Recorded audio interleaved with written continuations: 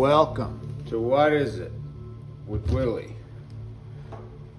The Swiss Army knife is a classic multi-tool from Victronics.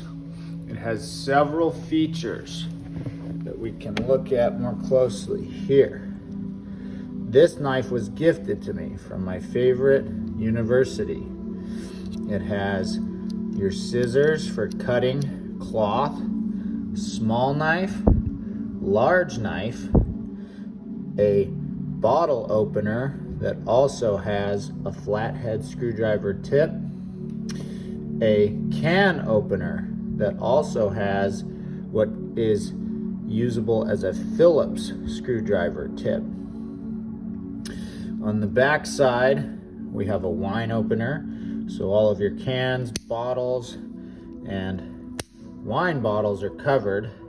This hook thing is still a mystery to me as to what its use case is. But this here is an awl or a leather punch, I've been told, and can even double as a sewing needle with this hole.